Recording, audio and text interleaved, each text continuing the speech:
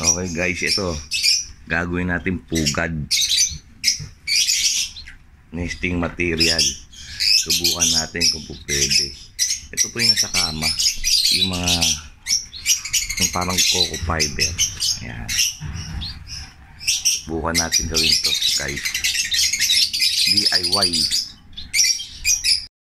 Welcome back mga ka-ABB, ka-Aviary. Magandang araw sa atin lahat. Andito na naman tayo sa Kwentong Ibon at mga tips. So ngayon po, gagawa po tayo ng nesting material o yung bedding na inilalagay sa nest box para dito.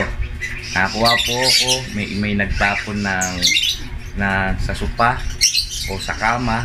Kinuha ko po yung parang coco fiber. Ngayon, i-DIY natin. Gagawin natin yon.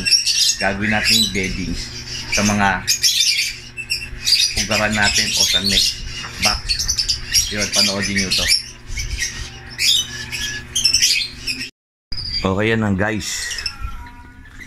Pinutol ko na sa ganyan. Informe sa sukat nyo sa nest box nyo. Dahil ito ho, sukat nito 8x8. Sukat ang nest box ko 8x8x10. Ayan. Ayan. Ngayon ho, ito na ho ilalagay ho natin. Isang buo na. Ayan. Papasok na lang nasa nest box natin ito. DIY na nesting material nila. Pero mag-ingat po tayo dito sa ganito. Isa kasi umaano sa sumasabit to sa paa ng inakay at magiging sanhi ng pagmamaga at mapuputol. Pero ito na siya. Ganito. Tigil ko muna yung paggawa kasi pinapaltos na tayo. Ayan, medyo marami na tayong nagawa. Ayan. Baka makakita kayo ng ganito, pwede naman itong gawin. At least matibay-tibay, makapal. Ayan o. Makapal siya. Ayos to. Ngayon, puputulin ko na ho ng ito, 8x8 na to ng 10 inches. Dito. Tulin ng 10 inches para maging ganito. Papakita ko sa inyo. Papasok na lang natin na yung box to, tapos okay na. O di nakatipid tayo ng kusot o tsaka di na tayo kukuha ng malunggay. Ayun.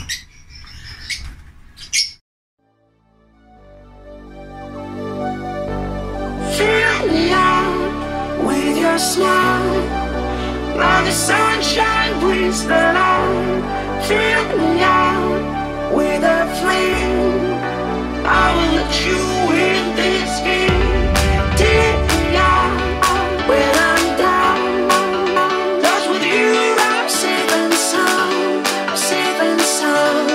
Safe and sound. Safe and sound. Safe and sound. Safe and sound. Safe and sound. Safe and sound.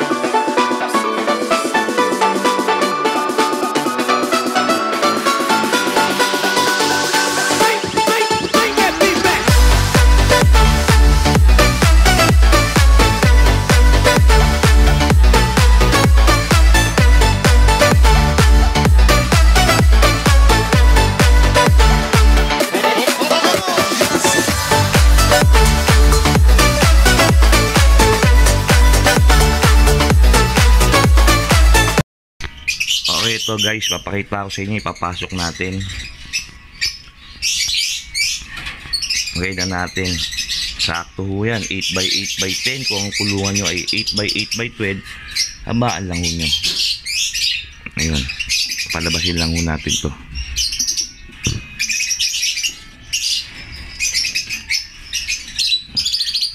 Ayaw niya lumabas, pero ikakabit na ho natin to kahit ayaw niya lumabas.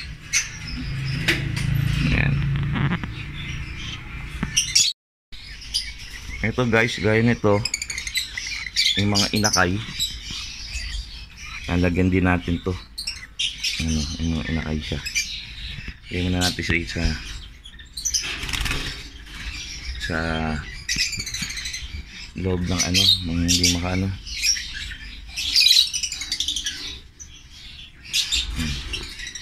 Ayan. Lagyan natin ngayon ng coco fiber. Yung kanina kasi medyo hindi magandang kuha ng camera doon, kaya hindi ko na tinuloy. Dito natin lalagay. Dito kitang kita. Ayan. Madali rito eh. Isang buo na yan, oh.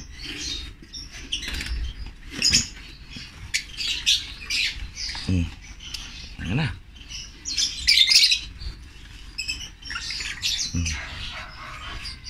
Ayan na mga sir. Ayusin lang muna natin pagkakalagay. Pantay lang muna natin.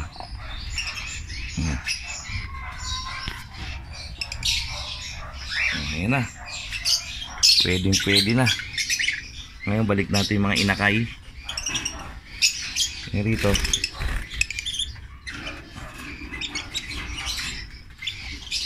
Ayan. Mas maganda na yung nilalakaran nila.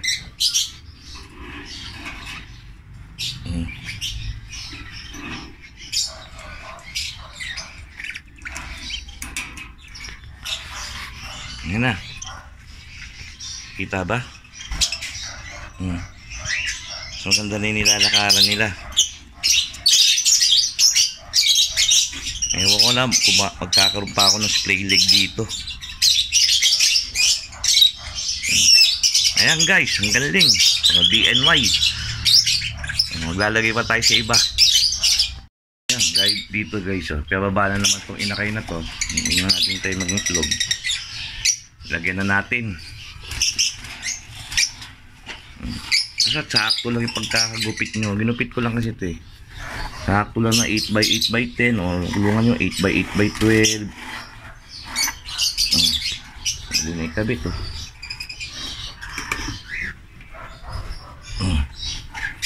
Ayan na.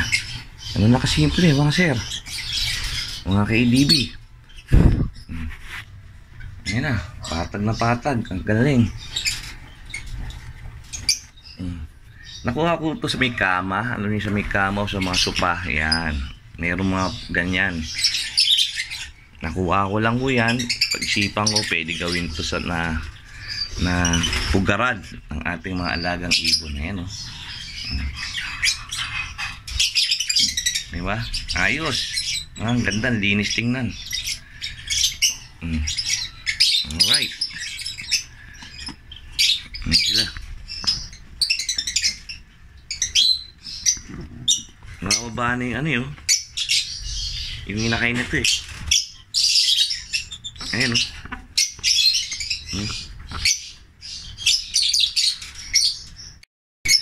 Oh, ayan na guys, yung finished product natin. Oh, may mga inakay na siya dyan. Ayusin lang natin maigi. Oh. Mas maganda po, malinis, maayos.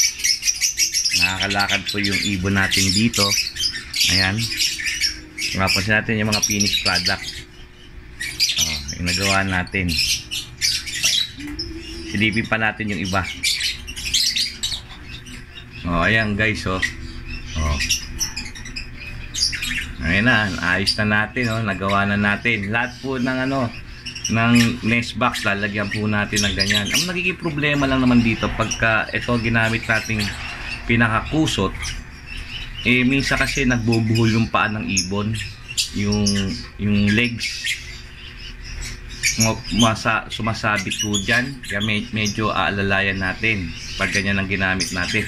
Ito maganda ho ito, beddings, o kaya may iba ko ginagawa ho dyan, paglagay ho nyan tsaka nilalagyan ng kusot. Ayan, ganda, tsaka nilalagyan nila ng kusot yan. Ayos, at least nakatipid do tayo sa kusot o hindi na tayo kuha ng malunggay. Maganda ho yan, oh. Malambot. Basta ipapatag lang ho natin nilagay. O ayan, oh, sample pagka may itlog. Ganyan ho. Ayan ho, finished product ho natin, oh. Ang ganda ho, diba? Oh. ayusin lang yung pagkakalagay ito kasi medyo sobra ang pagkakagupit natin, kaya meron sa gilid, pero okay na ho yan, pwede na ho yan. Okay, hanggang dito na lang po mga ka-ADB, ka-Avery. Sana po i-share nyo po itong video natin para magkaroon po ng kaalaman ang mga newbies. Share po natin sa mga newbies at sa ating ibang mag-iibon para magkaroon sila ng bagong kaalaman. Ayan po. At huwag nyo sana pabayaan mag-like, share at subscribe. At pakipindot na rin ang notification bell para lagi tayong updated sa mga susunod kong video. Maraming salamat po at God bless.